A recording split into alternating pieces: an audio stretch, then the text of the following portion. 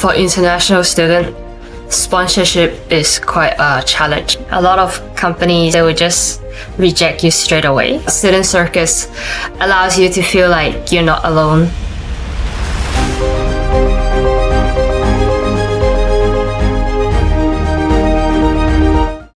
I'd like to know a little bit of about where you started off as your career, as your place of study, and what's happening currently. Yeah, sure. So I'm originally from Hong Kong, but I study my GCSE and A-levels here. And then I'm currently doing design engineering at Imperial. And I have a 6-month placement where I managed to find some internships. So I'm an engineering intern at Amazon. And in the future career, I want to do something in technology, but I wasn't too sure what yet. So I guess we will just have to find out later on. But I think internships are a great way to find out, right? Because it kind of at least helps Yeah, you eliminate, if not decide. yeah, exactly. Like doing an I think internship is really insightful to know what you're interested in and what you're not, and to help you prepare for the next role as well. so. I did my first internship in finance after my degree in masters in finance, and I think that's where I realized the world of finance was not meant for me. So it really helped me at least kind of nullify one to start with, and focus on other career paths. Yeah. I think internships are the great way to do that. Um, so why UK as your study abroad destination? So I chose UK because, first of all, I think it has a very strong reputation for education. I think it is globally very recognized to study in UK, that you're very strong academically. And then I think I also quite like the culture, how it's very close to Europe, as well as there's a lot of different culture here. So as East Asian, I wouldn't feel too much like an outlier, but I can feel I can find people like me as well, and also got to know different people and different culture. So that's one of the Yeah. reasons why I chose it. What does the degree lead to as a career? Do you know? Have you explored that yet? So I think the degree is very unique, as you mentioned, and therefore it leads to a whole different career options. It's just purely up to you. So in our degree, we taught all the general engineering things, so like maths, materials, thermodynamics, mechanics. But on top of that, we also teach a lot of design thinking and um, computing as well. And I Okay. think that there's quite some people that end up being doing startup for themselves. So I think startup is quite a common uh, career path, but also the majority will go to consulting, whether it's design consulting or engineering consulting, and then just engineering. So I think it's really a widespread. It just really depends on what you want to focus on. Kudos to you on getting through to Amazon. Also, hopefully, you never know if you like it, and if they like you, it could become a long-term career plan as well. Yeah, yeah. Wonderful. All right. So your current role at Amazon, the title is. It's engineering intern, but it's actually engineering in reliability maintenance specifically. Could you walk us through what a typical day looks like for an intern at Amazon? I think all the students would love to know. We keep seeing those videos about how cool the office space is, um, and how the work environment plays a major role as enforcing that creativity that you're talking about. So, what does your day look like? What stands out, and what's been like an amazing team day for you? Yeah. So I think it really depends on your team. So for my team, everyone is abroad. So I'm the only one based in the London office. Okay. So typically I would have like a maybe twice a week call with my manager to discuss about my progress, and the rest of the time depending on my project, because I will got assigned different tasks, and based on those tasks I would reach out to different technicians or different engineers, externally or internally, and I would often have meeting with them and go through documents and just basically work. But in the office we also have a very nice canteen as well as some communal space, so we have a ping pong tables, we have some pool tables, and there is a lot of different relaxation activities if you want. And also because of my placement, there's a lot of other design engineering students in the same office. So actually I spend quite a lot of time with them on a day-to-day basis, where we would have some discussion about our work, we'll share what we learned, and we would just support each other during times where I have to work very hard. Many students find it very tricky, right, within the UK to find an opportunity. You must have seen it with your peer group, with your friends, especially when you're international. So, how did you circumvent that? How did you? What steps did you take, which you think made it, for you? So right now I'm a third year, but I actually have been applying for jobs since I'm sixth form. So I actually have quite a lot of experience in that regard. I know how the application process works, and my CV have been updated to multiple version already. So I think that's the first thing, is to understanding how the screening works. So often a lot of big companies, they have something called the SEO. Oh, no, it's not SEO. The application tracking process. Yeah, ATO. ATS. Yeah, ATS. So you have to perhaps match keywords from the job description, and they will score you based on your application and then move you to the next round. So I think understanding that part is really useful for me, because I can include more keywords in my resume and apply faster. I have resume for different job roles, so it helps me tailor specifically to that job role. And then I think one of the key thing is to apply as quickly as you can, because I know that it stopped maybe around 50 people applied before they've released the next round. So I think applying early definitely have a huge advantage.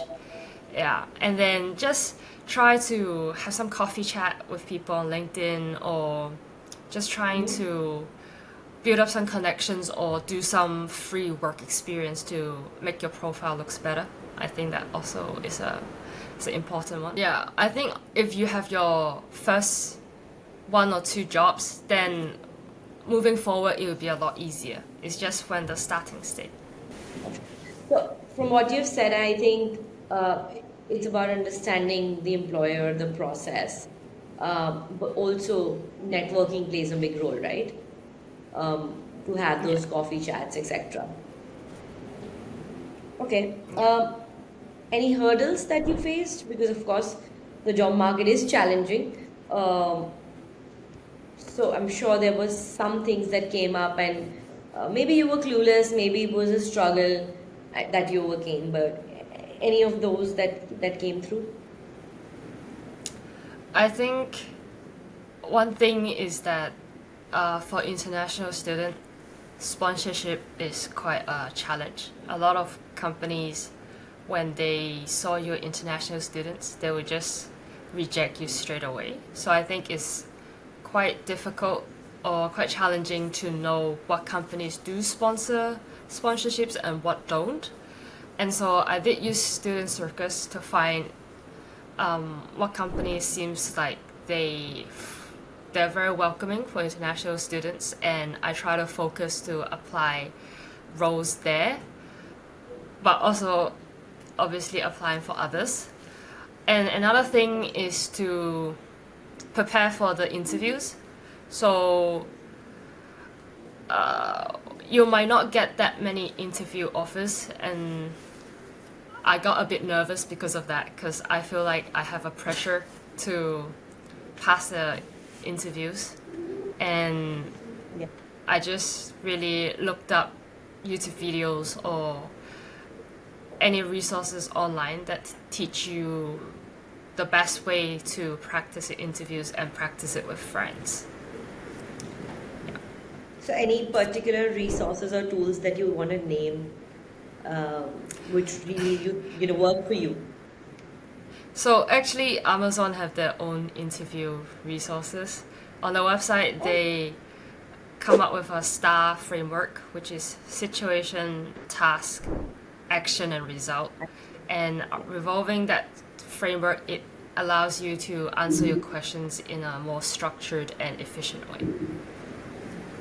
All right. So, again, I think most of the companies, which are of course at that level, would have tools and resources within their own platform as well for you to practice and kind of get that Yeah. insight, right?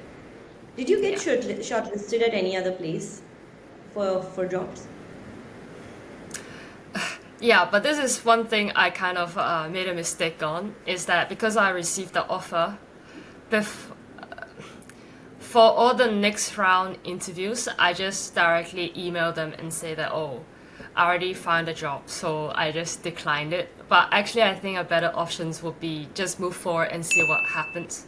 If you didn't get the job, at least you got like an extra interview experience. And if you do get a job, then you might have more options to consider. But at that time, I just couldn't be bothered, and I just rejected all of them afterwards. Makes sense. Makes sense. It's a choice, and I think it worked for you. Yeah. So when you last had a chat with us, you said that your university played a big role in supporting you. So talk to us a little bit about how did you use your university's career support and resources. So our uni have career services where you can book sessions in person with them. For our department, they brought in some people who work there to review our portfolios and resumes to give advice. Our society also arranged several talks of so our senior student who went through placement last year, the year 4 student, to share their experience about their job as well as how they apply for it. So I think having those conversations are really insightful. You really got to know how they got their placement and potentially do the same thing to help increase your success rate. But I also know for other departments, so for computing or electrical engineering, they have their own platform where companies would put jobs on the platform specifically for them to apply. So it's more of an exclusive platform.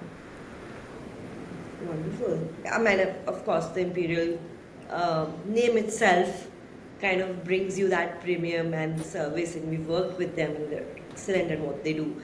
But I think it's not just about that, it's also about for the student to make use of the resources that they are given, right? It's not just that the Yeah. team has to be excellent, also you need to go there and make sure that you're making the most out of it, right?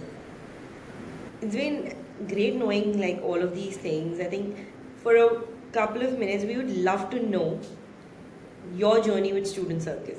How did you discover us? What did you use? How did it help you in your job search? Yeah. So I discovered, I think through the career service actually, or maybe one of the student fair I went to. I just remembered that I signed up with my Imperial email, which Yeah. allows me to receive newsletter. And in newsletter, there's quite a range of resources. So often they will share interesting articles about international students and job market. So I'll read that too, just to know the current situation and to see whether there's anything I need to be worried about. And on top of that, they also have a lot of different jobs posted there. So I would browse all the jobs and I can see how many people applied. So I think that's a very useful function to see how competitive it is and to see, okay, this is the time frame of how long the job has posted and this how many people. Am I fast enough? And just to consider my options really. Yeah. So I think Student Circus also allow you to keep track of what job you've applied for. So that's quite good in terms of just for statistics to see whether anything is working. So if you change your CV and you can see the acceptance rate have increased, then that probably means that there's a positive effect on it. So I think I also use that. And in general, I think it's quite nice because there's a lot of student there, and I think as international student, it is quite hard, especially in this job market. But Student Circus allows you to feel like you're not alone, and I think that's quite important mentally to have that comfort, to understand that everyone is going through the same thing. That is amazing. I think so. We started Student Circus while at uni, facing these challenges as well.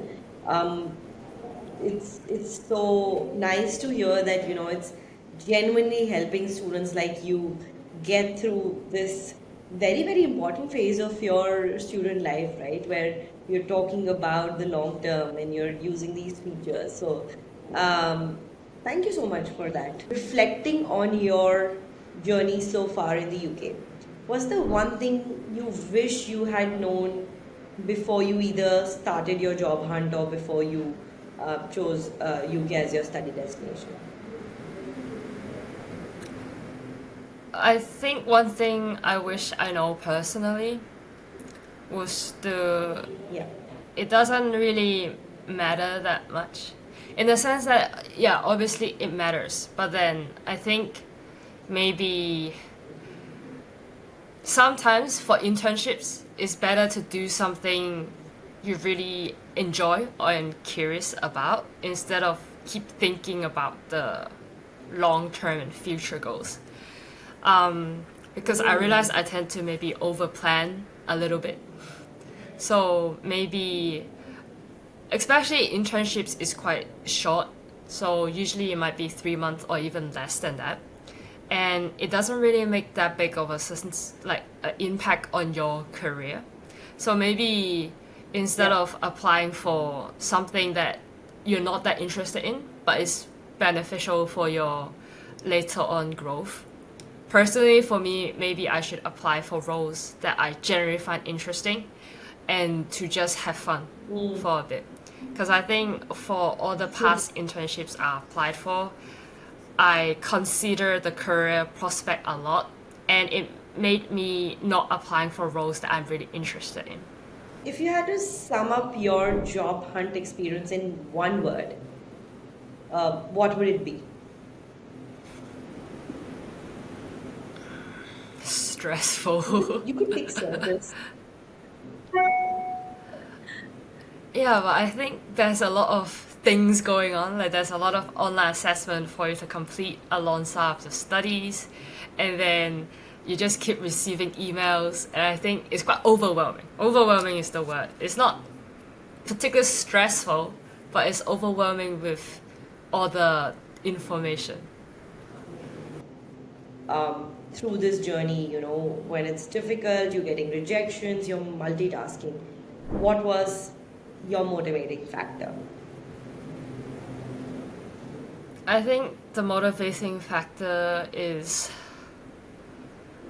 um, because I'm not going through this alone. I have a lot of other friends who are looking for jobs, and I guess it's just encouraging each other that we can do it.